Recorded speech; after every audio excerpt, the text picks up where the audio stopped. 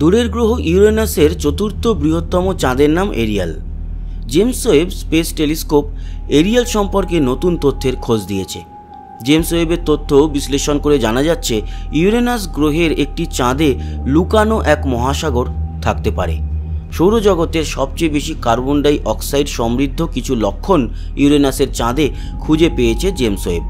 ইউরেনাসের চাঁদ এরিয়ালে তরল জল থাকতে পারে বলে মনে করছেন বিজ্ঞানীরা। জেমস ওয়েব স্পেস টেলিস্কোপের ছবি ও তথ্য ব্যবহার করে জ্যোতির্বিজ্ঞানীরা ইউরেনাসের চাঁদ এরিয়ালে সমুদ্র লুকিয়ে থাকতে পারে বলে দাবি করছেন। এমনিতেই মনে করা হয় এরিয়ালের পৃষ্ঠে উল্লেখযোগ্য পরিমাণে কার্বন ডাই অক্সাইড বরফ রয়েছে। ইউরেনাস ও তার চাঁদ এরিয়ালের দূরত্ব সূর্য থেকে অনেক দূরে। পৃথিবীর চেয়ে সূর্য থেকে 20 গুণ বেশি দূরে অবস্থিত ইউরেনাস ও এরিয়াল। দূরত্বের কারণে সেখানে কার্বন ডাই অক্সাইড গ্যাসে পরিণত হয়ে মহাকাশে হারিয়ে যায়। জেমস ওয়েবের তথ্যের কারণে এরিয়ালের পৃষ্ঠে ভিন্ন কিছু আছে বলে মনে করছেন জ্যোতির্বিদেরা। আগে মনে করা হতো ইউরেনাসের বায়ুমণ্ডল ম্যাগনেটোস্ফিয়ারে আটকে থাকা চার্জ যুক্ত কণার কারণে অণু ভেঙে যায় আর তখন কার্বন ডাই অক্সাইড মুক্ত হয়। দ্য অ্যাস্ট্রোফিজিক্যাল জার্নাল লেটার্সে ইউরেনাসের চাঁদের বর্ণালী নিয়ে বিভিন্ন তথ্য প্রকাশ করা হয়েছে। নতুন তথ্য বলছে এরিয়ালে কার্বন ডাই অক্সাইডের উৎস বাইরে থেকে নয় বরং অভ্যন্তরীণ অংশ থেকেই আসতে পারে। সম্ভবত চাপা পড়ে থাকা কোনো মহাসাগর থেকে আসছে। এরিয়াল থেকে আসা আলোর বর্ণালী সংগ্রহ করে এমন তথ্য জানাচ্ছেন বিজ্ঞানীরা।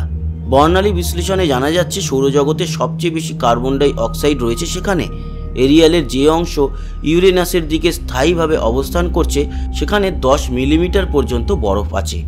বিজ্ঞানীরা মনে করেন এরিয়ালে কার্বন মনোক্সাইডের উপস্থিতিও আছে। ইংল্যান্ডের জনস হপকিন্স অ্যাপ্লাইড ফিজিক্স ল্যাবরেটরির বিজ্ঞানী রিচার্ড কার্টরাইট বলেন, কার্বন মনোক্সাইডের সেখানে থাকার কথা নয়। কার্বন মনোক্সাইডের স্থিতিশীল হওয়ার আগে -405 ডিগ্রি ফারেনহাইট তাপমাত্রা থাকতে হবে। এরিয়ালের পৃষ্ঠের তাপমাত্রা প্রায় 65 ডিগ্রি ফারেনহাইটের চেয়ে বেশি।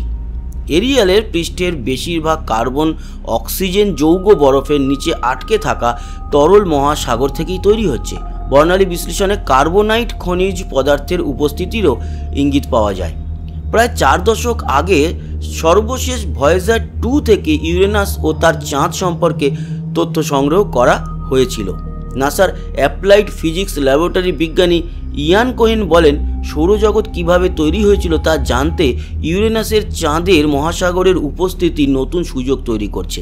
ইউরেনাস সম্পর্কে জানতে ভবিষ্যতের মহাকাশ মিশনের জন্য অপেক্ষায় আছি আমরা। তো বন্ধুরা, এটা ছিল মহাকাশ গবেষণামূলক একেবারে কারেন্ট খবর। কেমন লাগলো জানাতে ভুলবেন না। সঙ্গে থাকবেন, সাবস্ক্রাইব করে লাইক শেয়ার করবেন, কমেন্ট বক্সে আপনার গুরুত্বপূর্ণ মতামত জানাবেন। আসি আবার দেখা হবে। সবাই ভালো থাকবেন, সুস্থ থাকবেন, টাটা।